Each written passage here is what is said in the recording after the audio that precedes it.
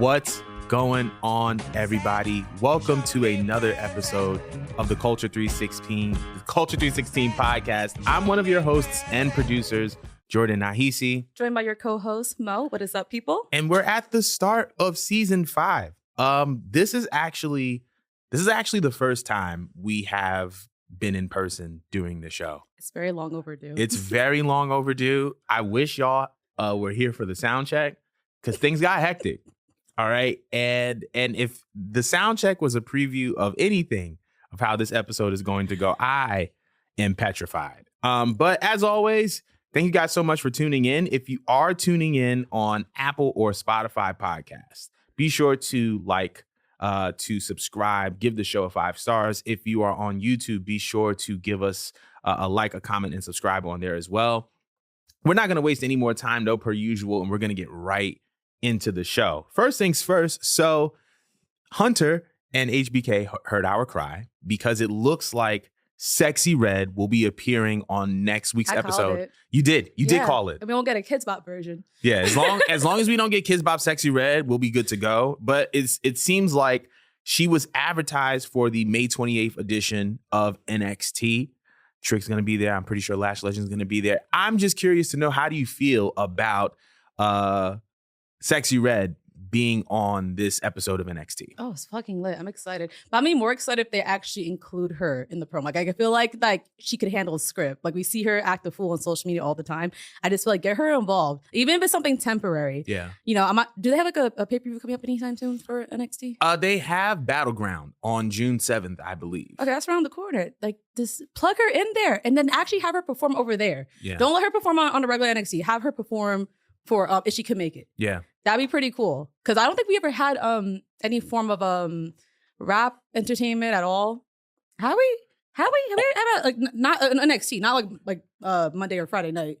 Just on NXT? Yeah. Well, I don't know if this counts, but when Swerve won the North American title, they had the Hit Row Cypher. No, that's different. That's different because, like, they're making it. They're like the actual entertainment. But I'm talking about like outside entertainment, actual rappers, actual hip hop artists. Like, it'd be a first. Yeah, that would be. It'd be super exciting. And that it's definitely a big detour. I mean, NXT was kind of bought up on. Well, we had metalheads for the most part. Yeah, literally. And rock music. We had like people like Poppy. Probably was the most eccentric thing that we had. But Sexy Red, be fucking amazing. I agree. I also think that this just solidifies that wrestling is for who? The blacks. So I'm just super excited. Yeah, we can say that. But I'm super excited. I think we kind of talked about it on the show previously so many times that hip hop should be integrated more into wrestling. Consider how avid the hip hop community is about pro wrestling. And at this point in time in wrestling, that hip hop and wrestling go hand in hand. Obviously, in AEW, we have Swerve as the AEW World Champion. He's a rapper. He's made appearances at multiple rap festivals. DJ Who Kid obviously was at All In London. So I'm just really, really excited that wrestling and hip hop are taking a more formal merging, if that makes sense. Like, obviously, we saw Meek Mill at Mania. Get up! We saw him at Mania do his thing. Yeah, that should be the name of the season premiere is Get Up. But it's just really, really nice to see, and I feel like this all ties in like hand in hand with Nick Khan and his involvement. Obviously, him being involved in the entertainment industry for so long, he knows what's hot. He knows what's not. He has a pulse on what's going on in culture. And I feel like for a long time, WWE and the entertainment industry, there was such a large gap because a lot of times the powers that be were kind of leaning into their preferences as opposed to leaning into what could be profitable for them. So seeing Sexy Red on an NXT product, I think it's going to be a lot of fun. I'm looking forward to it. I don't know what song she'll perform on any NXT or even the NXT. Cause what song? What Sexy Red song? Like Pound Town? Like Pound Town is not being performed at Battleground or NXT episode. You know? What's that one that she be twerking to that's like on loop on TikTok? I feel like that's all of them. That is, but like there's one specifically, and I mean, it's not like we don't see twerking all over NXT. We got Lola Vice doing it now. Yeah, literally. Before she does her finisher. So I don't think it's that far off to bring her in. Just mute a few things, maybe switch out the words. Yeah. You know, but I mean, it's a choice. Like I said, I expected like Megan or someone to be on before Sexy Red, but I think it's fitting. You know, I love to see like actual artists that are genuine wrestling fans, you know, have a chance to get on the show.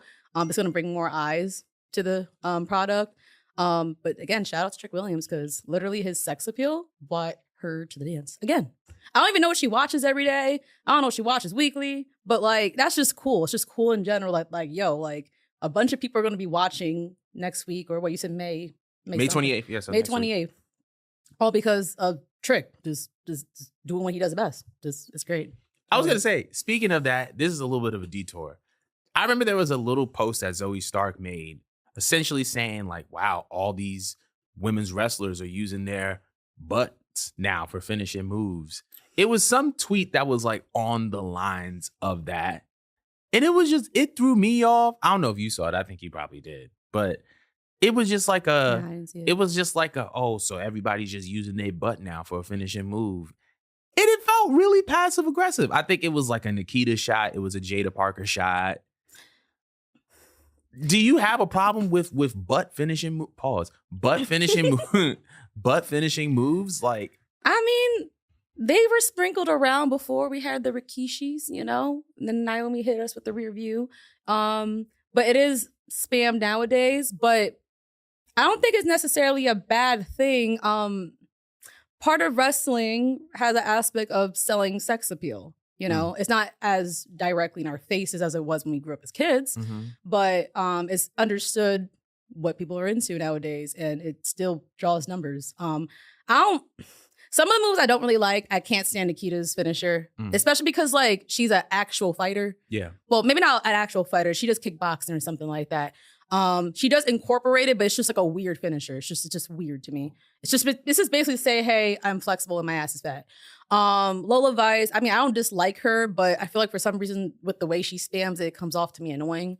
Jada Parker, I mean, she's getting there. I don't think it's an issue that it's a finisher per se, but I wish it was more just implied and not like a finisher. Yeah. Like we already know you caked up. Like that's why we're paying more attention to you. But like I'd rather just be like a bonus and you're actually good. Like when Naomi does her rear view, I don't mind it because she don't make her ass the center of attention. You just happen to I mean, you can't get away from it. That shit huge.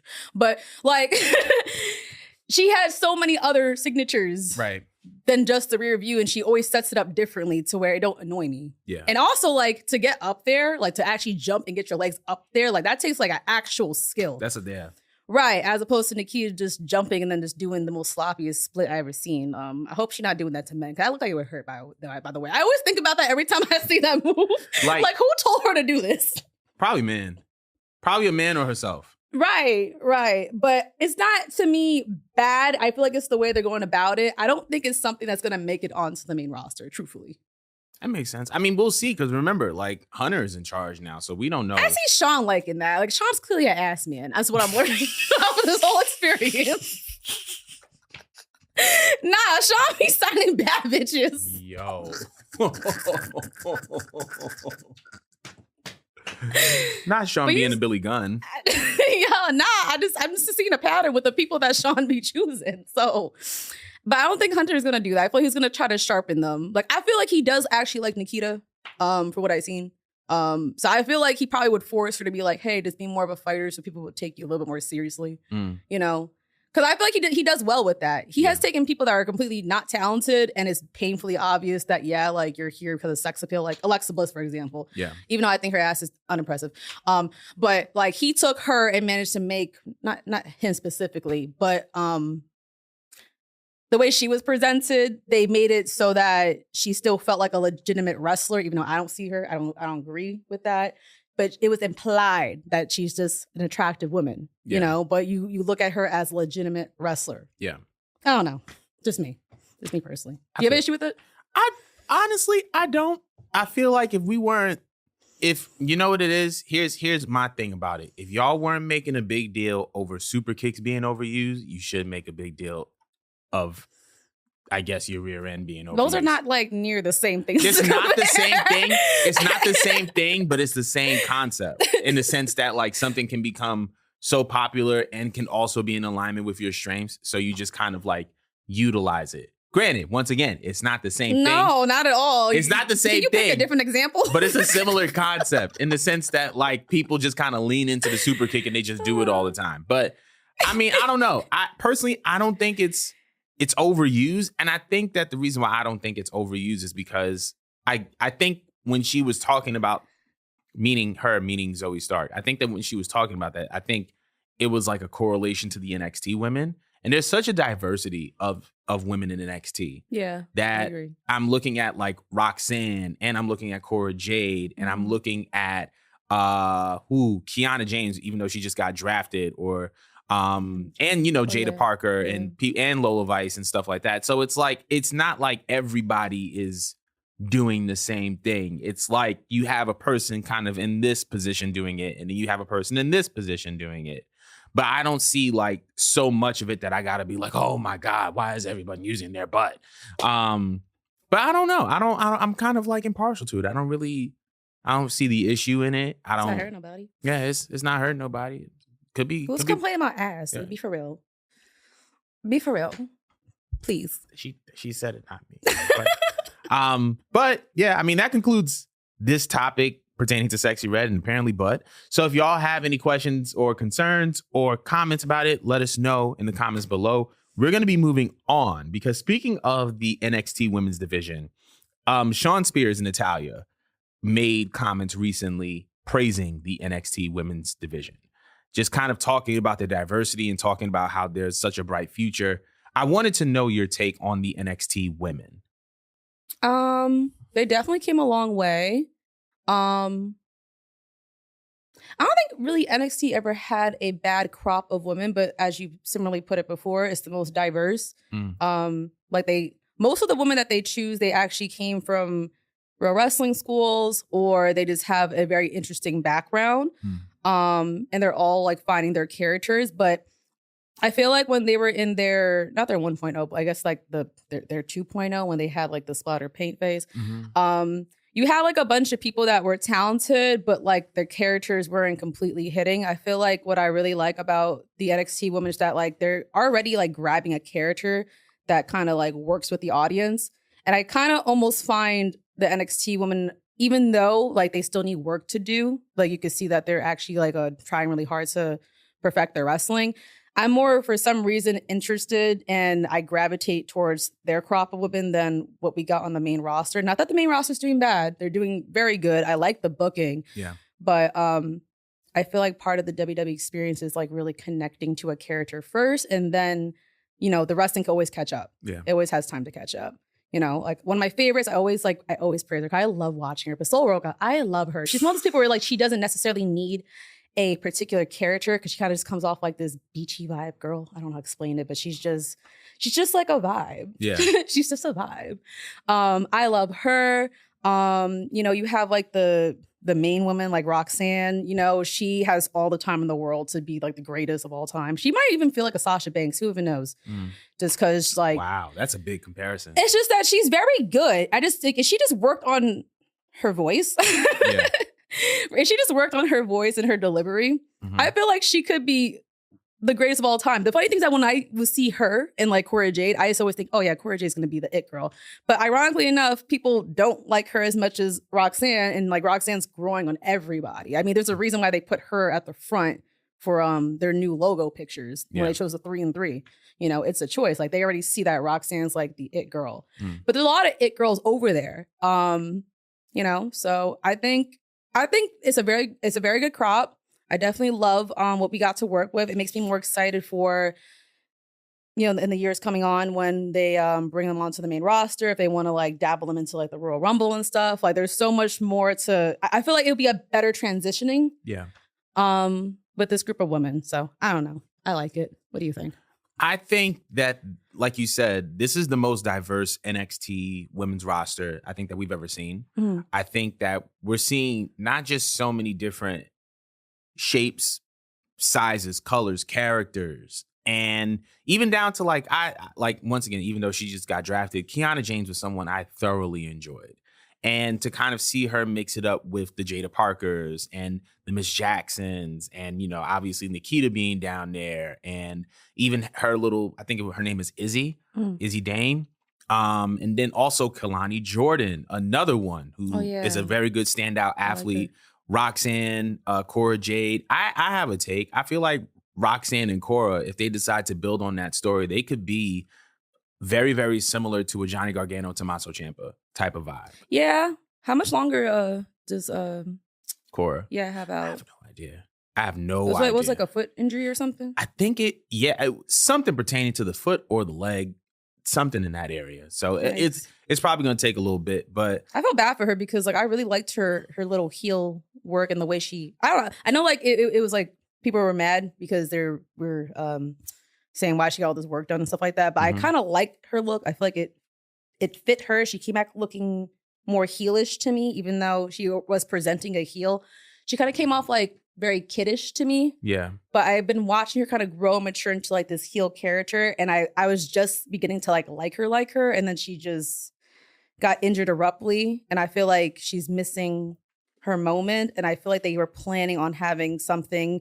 Well, you compared it to Johnny Gargano and Tommaso Ciampa. I was thinking for some reason Sasha and Bailey in my head. I don't know why. Yeah, I feel like that's like been their whole like placements since the moment they showed up on the scene. That's tough. Yeah. I like that. Sasha and Bailey. I don't know why I didn't think about that. Yeah. I'm a numb nut. I guess that's why I made that comparison in my head with like Roxanne and Sasha. That's just, I don't know. Yeah. That's what it's giving. They give off like in-ring generals, wrestlers type of, I get it. I understand.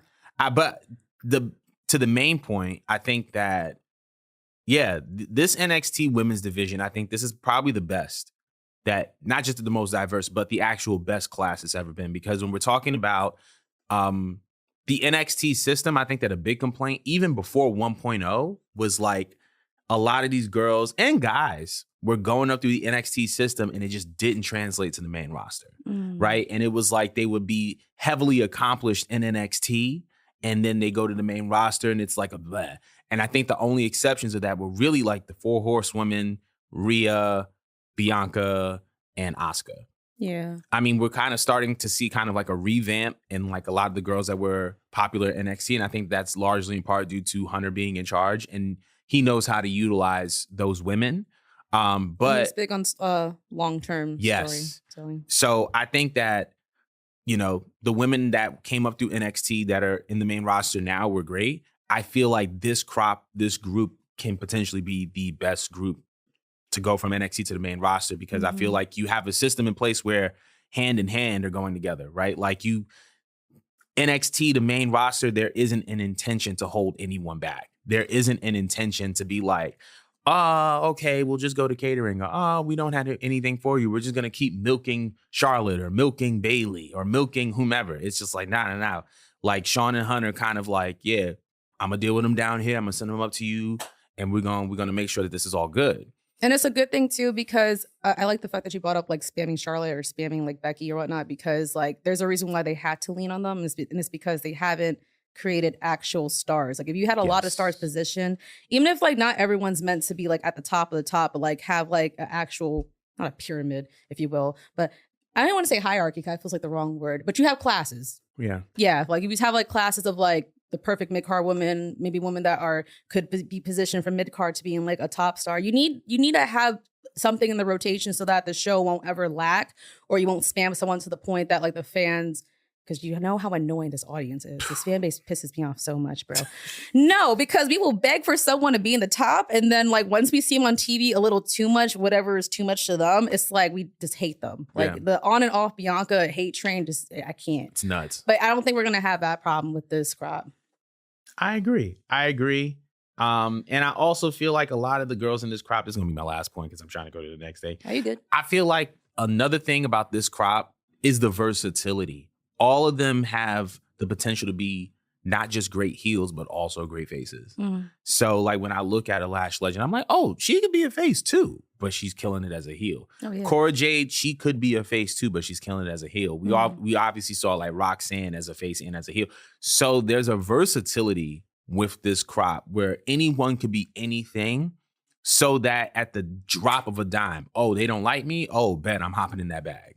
And I think that that's just like another plus. But yeah, let us know how y'all feel about this current group of women in NXT. Let us know in the comments below. But we are going to be moving on.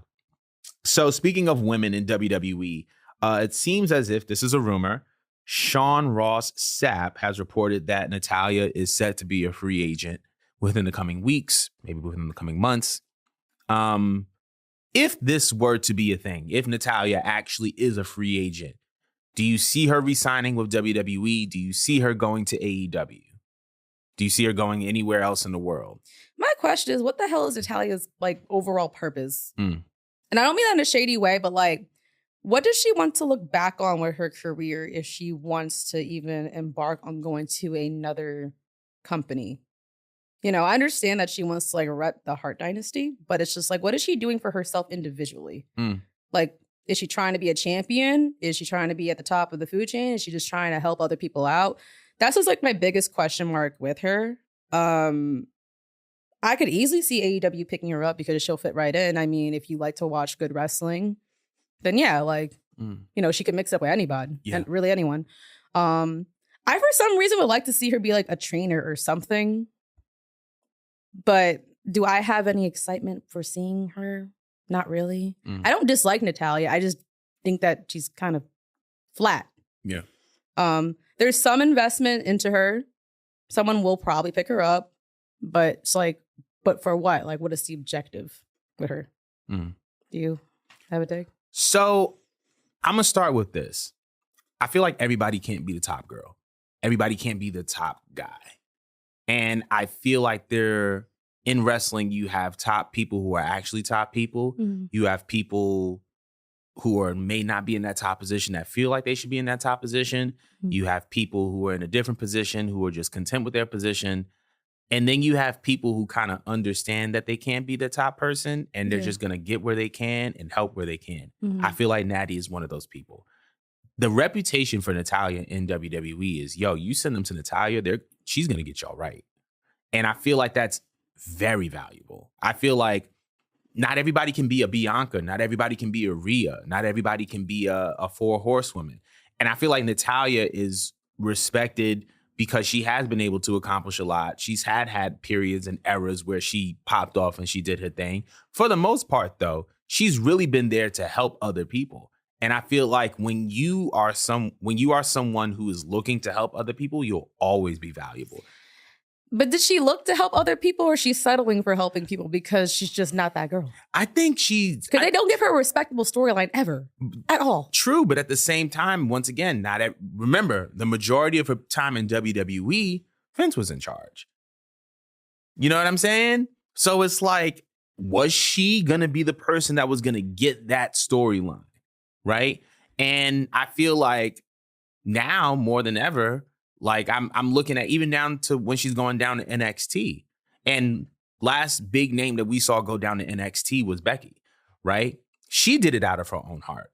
I think that Natty is doing the same. I feel like because she has a certain amount of pull in WWE and because of her time and her tenure there and her reputation, I feel like she wants to help more than anything. Like, don't get me wrong, to be a top girl, to be a top guy is great. Get top girl, top guy money. She has to be, but she's like, you came from like an iconic family, and that's like the only thing. No disrespect to her, because she's probably a nice person. She's great at wrestling, but it's like the only thing I feel like that's keeping her really on payroll, because there are people that are more entertaining than her. I wouldn't say wrestle better than her, but like they let them go for whatever reason. They just let them go, but they keep her around almost as if like this is like some form of consolidation or constellation. But think about it like this though. If I'm keeping you around, even though I'm letting more entertainment people go, like, because honestly, like, we're fans. So we're looking at it from a certain perspective. But it's like, if they're letting go more entertaining people and they're keeping Natty, that means that woman has value. And I feel like regardless of if she's settling for helping others or she's doing it out of her own heart, that versatility and having the heart to do that is going to position her to be able to be in so many different companies. Because we hear it all the time. Oh, I had to leave. They were holding me back. Oh my God, I was in prison, even though it was just a company that gave you a storyline that you didn't want. But it's like, sis is just like, hey, yo, I could work with you, come down to the gym. We can, You know what I'm saying? If you need help, I got you. If you need me to be in this storyline, I got you.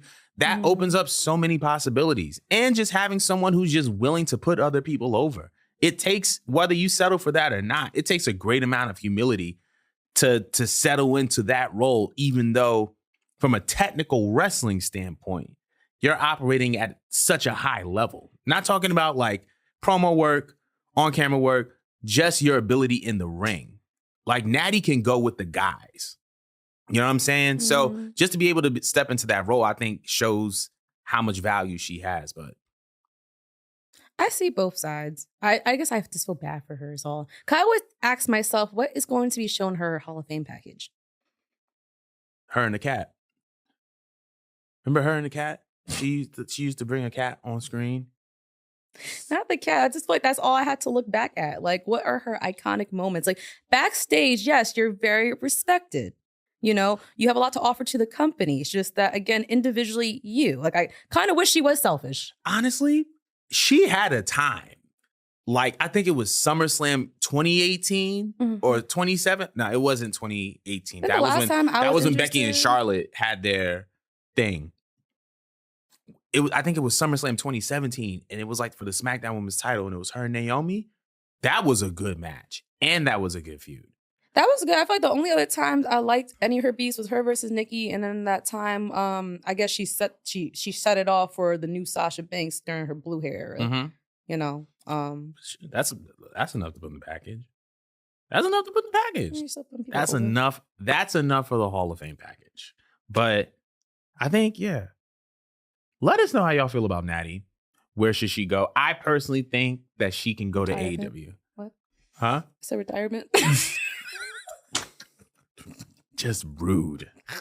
I'm going to say AEW. I don't know where I'm looking, but I'm going to say AEW. But let us know in the comments how y'all feel. But we're going to be moving on. So it looks like WWE SummerSlam after this year will be expanding to 2 nights.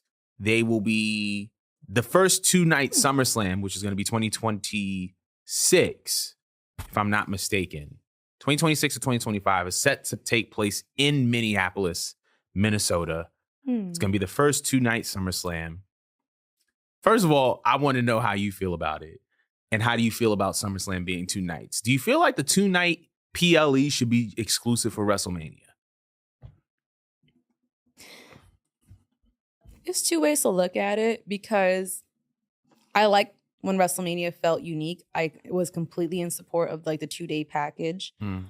But for SummerSlam, people had always said that it's like a second WrestleMania. Yeah. You know, so it's not, I wouldn't say it's wrong. But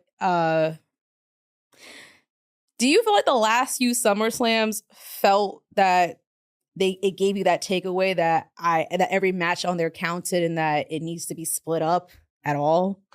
Because I just can't remember too many recent SummerSlams where I had that feeling. Like maybe I like the very ending, or maybe like 2 to 3 matches, but that's just my biggest thing. Like, is the card going to be worthy enough of a 2-night spectacular?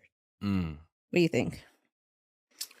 To be honest, now that we've kind of distinguished, and you're right, because SummerSlam is kind of labeled as WrestleMania in the sun. But while I haven't seen that, like, oh man, every match is a must see. I feel like I've gotten it in the past 2 years because of the Bloodline storyline. I feel like it has kind of pushed WWE to a place where everything on the card has to matter because this main event matters, right? But I feel like they have the potential to even fine-tune that even more. If SummerSlam is going to be the summer spectacular, right? If it is going to be the summer WrestleMania, which I think that is what the point is of making it a 2-day PLE is, I feel like it can be put into a space where it's like every match counts. And I feel like, I mean, we've seen it over the past couple years. The quality of WrestleMania has increased drastically. The 2-day WrestleMania has qualified WrestleMania 40 as being one of the greatest WrestleManias of all time. Yeah. And so when you put that into perspective, it's like, okay, what other events can be all-time WWE pay-per-views if we just move it to 2 days. And how can we utilize all these other cities? They may not even be WrestleMania cities, but can hold an event like a SummerSlam. I do not want to be in Minneapolis, Minnesota in April. I don't. June? I don't want to be at all. What the hell? What is in Minnesota? I've been thinking about it. Like, y'all could have went with a better spot. I mean, the Timberwolves, the Vikings, Prince's estate is in When is have in you Minnesota. ever talked about Vikings with me? I mean, you don't talk football. So, like, the Viking Raiders could have a great tag team match when they decide to come back. They can have, like, a homecoming. It could be a whole thing. It's good for the I brand. don't know why this was disrespectful to me. Like, you could have went with anywhere else, Minnesota. That's What true. am I do for 2 nights in Minnesota? 2 nights. Mall of America. It's the The best. mall? The biggest mall in Get America. out of here. Have a ball. Get out of here. You could visit where WCW had their first ever Nitro. Mall of America. Largest mall in America. Whoop-dee. You feel me? But back to the main point. I feel like this is a smart move. I feel like it also opens up possibilities for other host cities that may not necessarily be good for WrestleMania months. I feel like if the idea of SummerSlam is to be WrestleMania in the sun, they could have SummerSlam largely on the East Coast. I could see a SummerSlam at MetLife. I could That's see a cool. SummerSlam in Philly, in DC, in Boston. Those are way better choices. They're way better choices because we're all from the East Coast. Of course, I mean, in addition to the fact that the cities are I'm gonna just say, better. like, you want to, the same way they're doing, well, actually, no, I don't want them to copy piece of packages because the packages are, like, cool. And it should be just a WrestleMania thing. But if they wanted to in the near future, like, you could at least establish some packages Yeah. for them if you go off the East side. But let me let you get back to your point. But I just feel like SummerSlam can greatly benefit from, number one, it being a 2-day PLE, and number two, it kind of being presented as the WrestleMania I'm calling that WrestleMania in the sun. Yeah. From now on. I was like, did he just make that? Okay, Yes, I saw this did. move. That was a bar. That was off the top of the head. You feel me? But I think this is a smart move. I want to know what everybody else thinks. Do you think that SummerSlam should be a 2-day PLE? Let us know in the comments below. But we're moving on. Yeah. So Johnny Gargano recently had an interview, and he said that AJ Styles is the best wrestler of this generation. I need to know. Is he? Is AJ Styles goated? Is he one of the best? Is he the best wrestler of this generation or not? Agree or disagree? The answer is duh, but you know what it just made me think about? Not because I had asked on my Snapchat, like, what is your most controversial wrestling take? And someone said he was underrated, and I just had to expose him. Just it just felt blasphemous. Like, what do you mean? You feel uncultured. Yeah, because like I didn't even grow up with the TNA AJ Styles that you were. I missed that era. I had to go back. I wasn't there in real time with y'all, but I got presented watching him in the E, and I'm very much impressed. And that's not even his peak work. Right.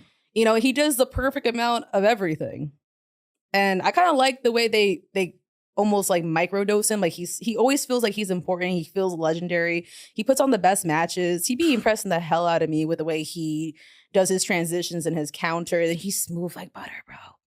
And he looks fucking great for his age. Just fucking great. Bro, that match with him and Cody? Yeah. Dog was brawling. Like, Everyone's like he's on the juice. I mean, he perhaps. probably. Maybe.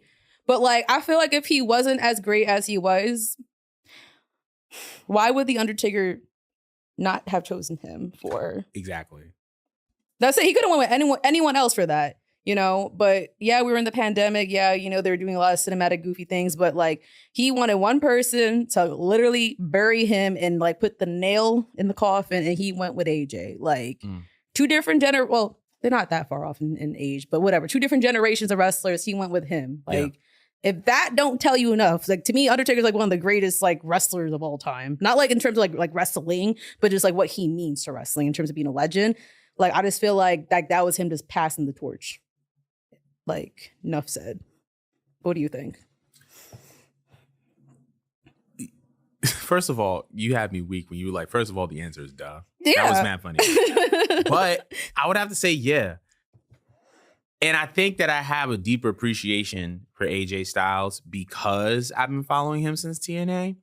To this day, like the triple threat match that AJ Styles, Christopher Daniels, and Samoa Joe had at Unbreakable 2005 is like one of my top 5 wrestling matches ever. And you got to also understand, like, the era that AJ Styles came up in, I'm talking about Samoa. It was him. It was AJ. I mean, not AJ. It was AJ Styles, Samoa Joe, Christopher Daniels, Motor City Machine Guns. At the time, the Young Bucks were coming up. Like AJ's class, Bryan Danielson, like CM Punk, like his class of wrestlers, Cesaro, Nigel McGuinness, like the class of wrestlers that AJ Styles grew up around or came up around is goated. If you take the top 5 wrestlers from AJ Styles' time period and you put them together in like a faction, they're smoking everybody. They're cooking everybody. And I feel like just the fact that you were able to be like, his WWE work is sufficient. And like you said, they have been microdosing him. And that's the reason why he doesn't feel old, or he doesn't feel like, oh my God, when is he going to leave? It's because we're getting like little bits and pieces of him. Yeah. And like, it's parts of his past that are integrated as well. We get like a little bit of Bullet Club AJ. We get a little bit of like TNA babyface AJ. We get a little bit of TNA heel AJ. We get a little bit of like what we have now. I forgot who he said. I forgot who said it. I think it was Paul Heyman. He said that AJ Styles was this generation Shawn Michaels. Ooh. And I agree.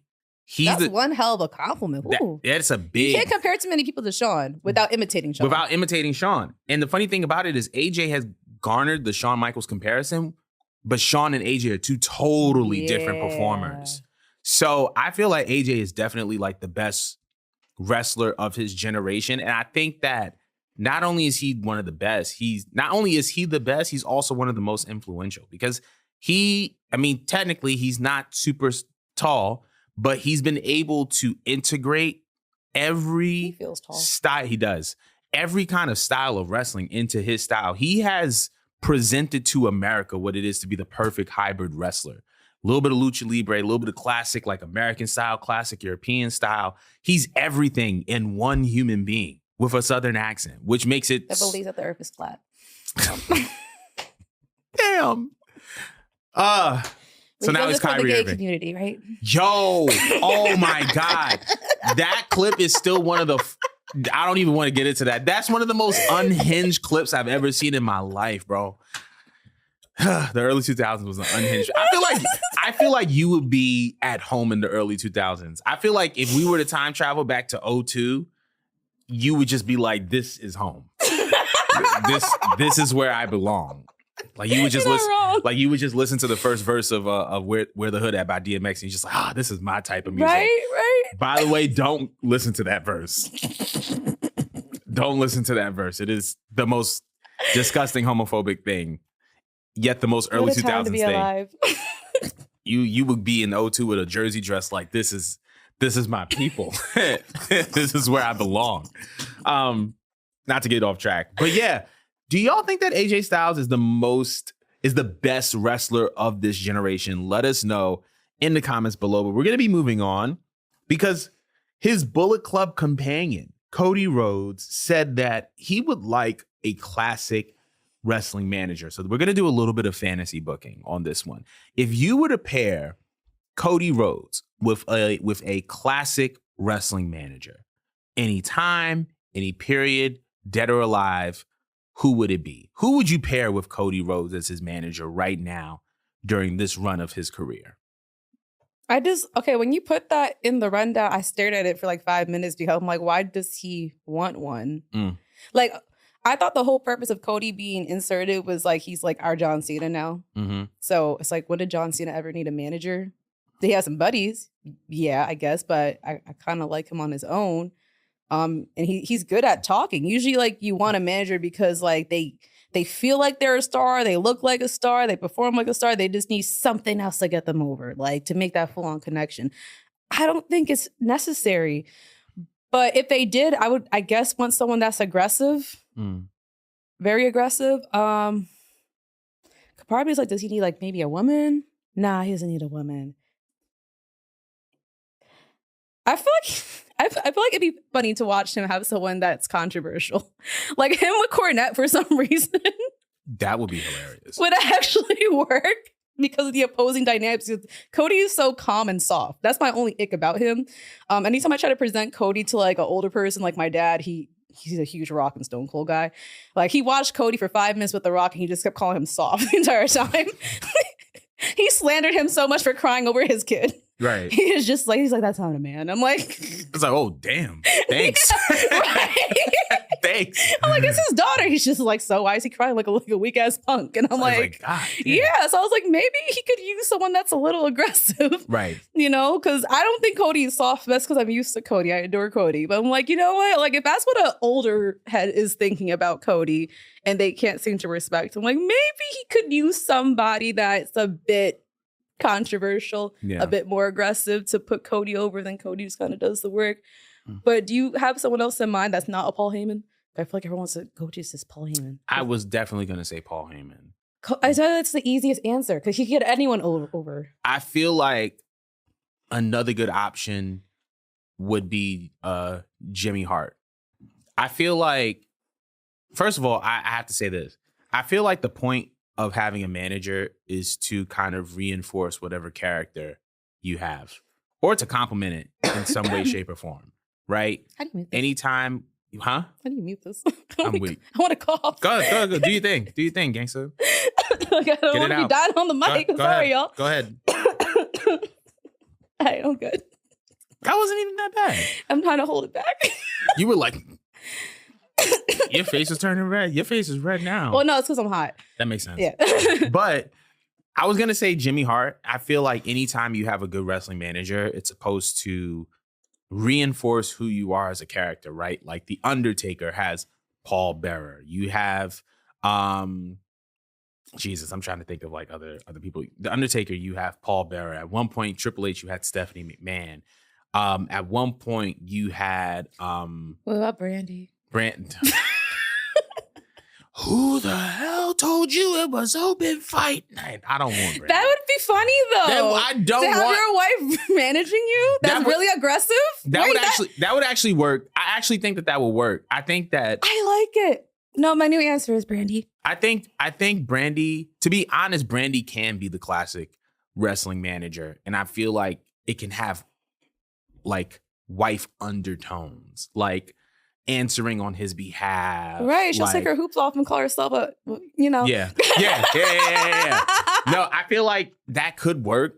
I feel like, but it ultimately kind of depends on what Cody wants to be. I feel like if you want someone to just like sing your praises, I feel like a Jimmy Hart would be the guy because he's just the high pitch, the megaphone. He just seems like a shouting type of guy. Like, I feel like if the idea is for someone to be a liaison between you and your affairs, I feel like Brandy would be the ideal choice. Yeah. I feel like if it's someone to kind of solidify you, not solidify you, but like reinforce this idea that you're this heavily protected superstar, Mhm. I feel like that would be Paul Heyman, though.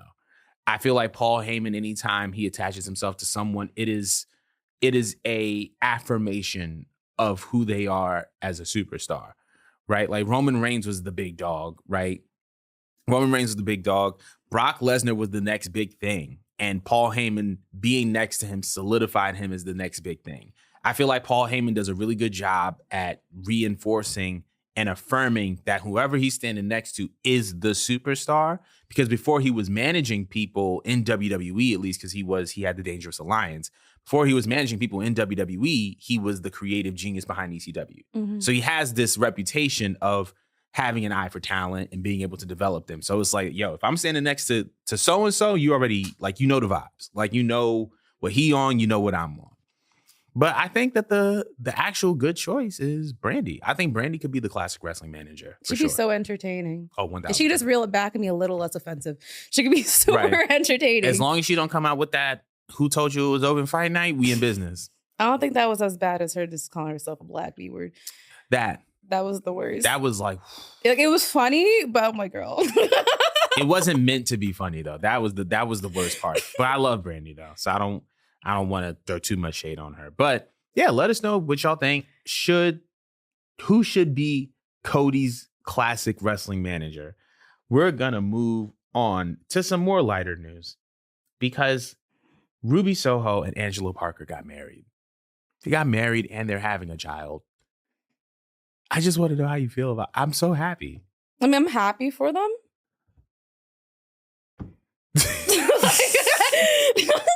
It's like, I feel like it happens so often now that everyone's getting pregnant or married back to back. Right. Like, good for her. I hope that she's happy. Hope she has a safe and healthy, happy birth. I'm not saying I don't care. It's just that it's just so common, like back to back, this person's giving birth, this person giving birth, this person getting married or whatnot. Makes me wonder, like, is she just like packing it up with like wrestling at this point, just because she didn't have a lot of motion on the way out? And I mean, if that's the case, I don't blame her. If she just wanted to just go ahead and get married and have a kid, you know, I would like to see her come back if she can. Yeah. But yeah, congrats. Good for them. Didn't have that much to say on it, to be honest. I'm just happy for them. I don't know if it's a matter of like them not liking wrestling anymore, not having a lot of motion, because like we see with Becky, right? Like she was in the middle of her world title reign and got pregnant. And so I don't think that she didn't have the intention of, I don't think that she had the intention of like never wrestling again. It was just like, I'm in a place in my life where I want to start a family. Right. And I feel like Ruby is at that place in her life as well. Right. Like that's the thing that I'm realizing as a man that is now in his early 30s. Like men and women are just biologically different in the sense that like my biological clock is kind of like forever. And a woman's biological clock is not that long. And it's like, if you want kids, you have to take advantage of a certain time frame. And it's like, if I don't do it at this time frame, pack it up.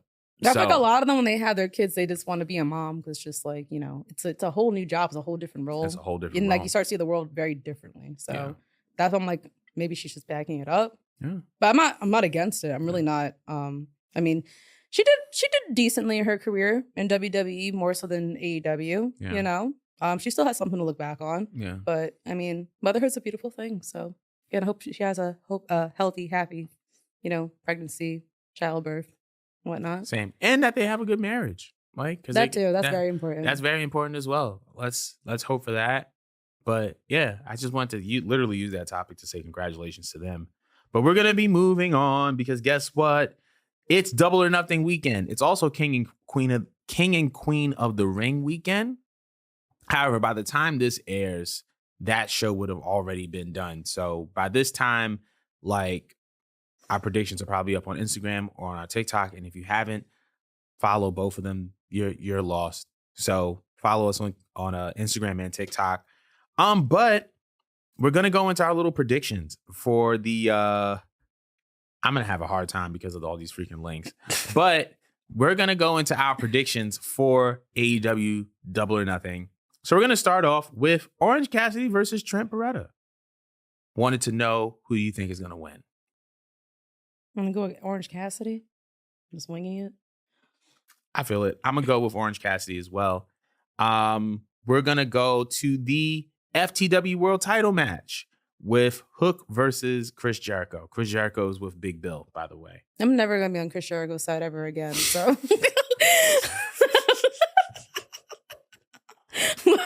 whoever's on the other side. So Hook. We're gonna go with Hook. I'm gonna go with Hook as well.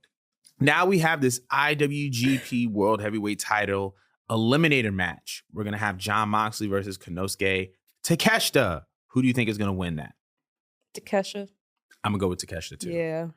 And then we have for the AEW TNT Championship, we have a barbed wire steel cage match, aka Blood. We have Adam Copeland, the champion, your favorite, versus Malachi Black. Who do you have?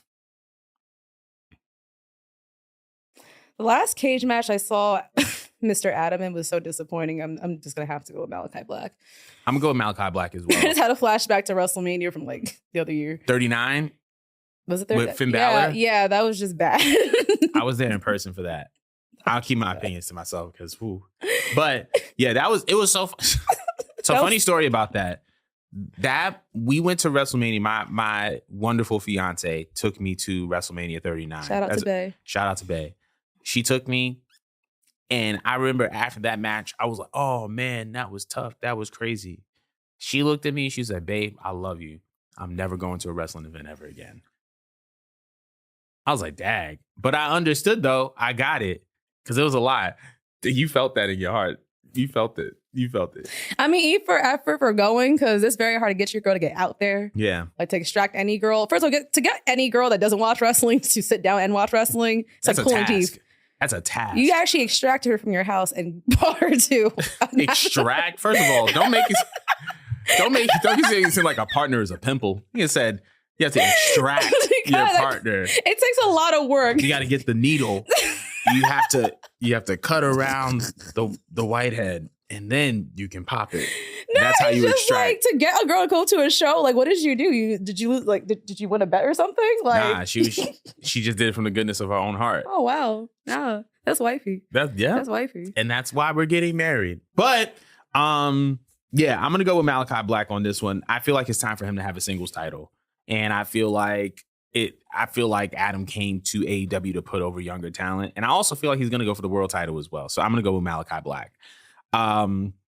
But oh wow, did my notes just disappear just like Gotta that? fight through all those links again. Literally. All right, we got the AEW World Women's Title match. We have Toni Storm versus Serena Deeb. Who do you have? Oh, they're not taking off of Tony. They're not. It's not. Tony's the best thing they have going on right now. Like just as a woman's character, as a character in general, she's just the best thing they got going on. So I could definitely see Tony. Oh no, I like her character. Like I may not be watching steadily, but I see her clips. I just love this commitment to a character I'd never seen before. Yeah. Because there's no reason why it should work. You know, I feel like if you would have told me and I was in a meeting room that, yeah, I want to be like the 40s or 50s? I don't know what era it is. You would have told me like you want to bring a 40s or 50 character to a modern day wrestling ring. I'm like, what are you doing? Like this sounds stupid. It sounds illogical. But she's so committed to the role, but she looks like she's having so much fun. Yeah. But at the same time, like she could like come off serious enough as a champion. Like it's like a mixture of the entertainment for me, while her just being one of the best few wrestlers I've ever seen from that roster. So honestly, I love it so much. I do. And I love like what they're doing with her and Mariah. Yeah. Yeah. I feel like that's going to be a thing in and of itself too, because Mariah can go. I'm looking forward to it. And she's entertaining on her own too. She is. So the next we have for the AEW International Championship, you have Roderick Strong versus Will Ospreay. That's going to be a banger. I want to know, who do you have? Well, I want to go with Will because I am biased. I love Will Ospreay the way I love Seth Rollins. So like I'm always gonna be on Will Ospreay side. But I feel like it's gonna be a pretty good match. Yeah. Not pretty. It will be a great match. That'll probably be like my second favorite match next to Sasha and Willow. But we're gonna get to that. We're gonna get to that. Yeah. But Will. I'm gonna go with Will as well. I feel like in addition to the fact that he's just been picking up momentum as a character, especially just like since being in AEW, Undisputed Kingdom has just been losing a lot of steam to me. It doesn't feel as special as it did.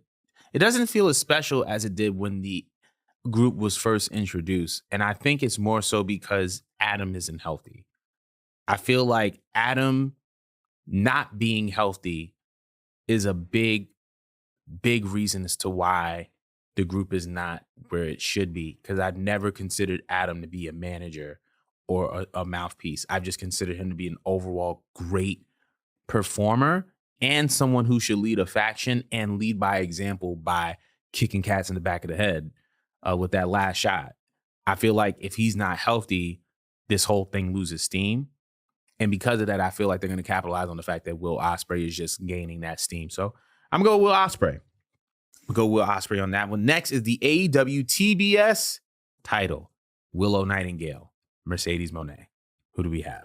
Is it bad that I want Willow to retain even though I feel like they're going to give it to Sasha? Yeah, no. I love Willow so much, and I love her even more through watching Sasha on AEW because I did it again.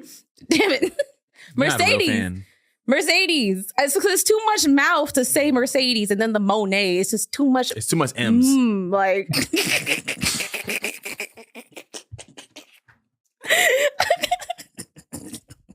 This lady's gonna hate me. That was disgusting. Pause. She said it's too much.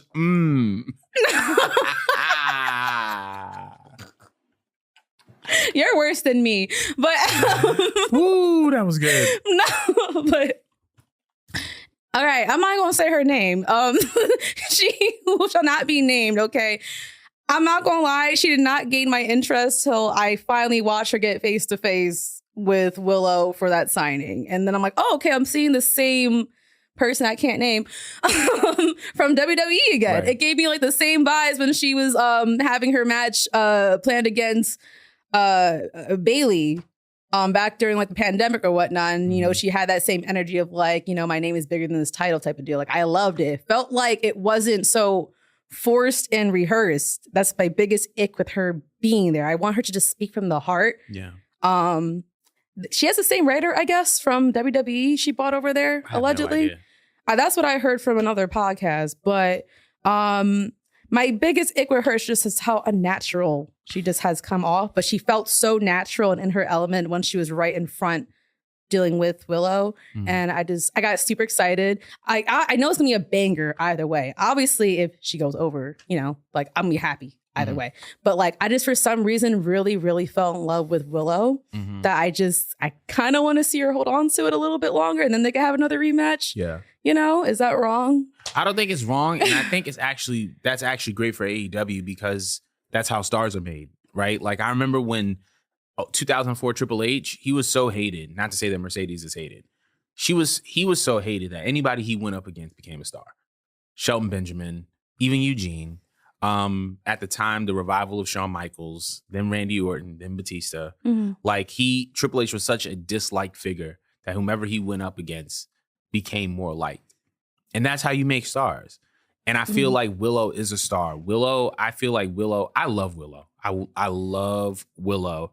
And to have that desire to be like, actually, I want to see her hold on to it a little bit longer. It creates a win-win situation because if she wins, it's like, all right, whoo, she's holding on to her title. If she loses, it's like, I don't want Mercedes to hold it. I don't like Mercedes. Why don't we get the title back on Willow? And that's how people are going to want to rally behind Willow. I also kind of feel like there's going to be a heel turn with Chris Statlander and I forgot his name. Stokely? Oh, yeah. Stokely? Yeah, like besties, I feel like they're going to turn on Willow. I don't know why. I just feel it in my spirit. But I feel like that's going to happen. Stokely next to... Stokely next to Mercedes? Say her name again? I was about to say, you was about to say, yeah. Let me just stop talking. I'm sorry. Next we have the AEW World Title match: Swerve Strickland versus the Father of the Year, Christian Cage. Who do we have in this match? Swerve, you know Christian. who I'm going with, off of my own personal reasons. You're going with Christian Cage. Wow, you said that with a head high. No, he lost me completely, Swerve, after that whole music thing. I can't. Oh, you talking about Black and Ugly? Yeah, I hate seeing him, hearing about him. That just pissed me off in all forms and matters. I'm good. I'm very good off of him. He needs to like lose the belt already. I'm fine. I'm gonna go with Swerve. Oh, you picked a side. First of all, you moving the mic closer. By the way, I'm just saying these predictions are not from my heart, they're from my head. I think that Swerve Strickland is going to win. All right. That doesn't mean don't me. I think the Drake comparison from earlier makes a lot more sense now. Ooh. We're not doing this. I think that Swerve is going to win, mostly because I feel like they want him to have a pretty lengthy title reign. That's the reason why I think Swerve is going to win. Lord, that was heavy. A minor. Anyway, Anarchy in the Arena match for the main event. We have FTR, Bryan Danielson, and Darby Allin versus the Elite, which includes Matthew and Nicholas Jackson, Kazuchika Okada, and non-Jungle Boy Jack Perry. Who do we have? There's so many people I didn't like in that batch of names. I have to choose a side. Damn. Yeah, now you got to pick a side. Oh, this is hard. Damn. Fine, I'll be biased. Whatever side Okada's on, I'll deal with it. The Elite? I'll cope. You'll cope? Yeah. I'm gonna go with the faces in this one, just because I feel like anytime there's an Anarchy in the Arena match, well, the more memorable ones have had the faces going over. So I feel like the faces are going to go over. I feel like we're going to get FTR and Bryan and Darby especially if Darby is popping out with a flamethrower at the end of Dynamite. So that was reckless. Yeah, that was so reckless. I mean, it's on brand for Darby at this point. That's just his brand. But that concludes our predictions. Let us know how you feel about Double or Nothing. Yeah, let us know in the comments below if our predictions are right, if they're wrong, whatever. Just tell us in the comments. And that concludes our season 1 premiere. Season 5 premiere. Season 5 premiere. Angie's not gonna like that. Season 5 premiere of Culture 316. Thank you guys so much for tuning in. And we'll see you guys next week. Are you doing it? Yeah, I'm doing it.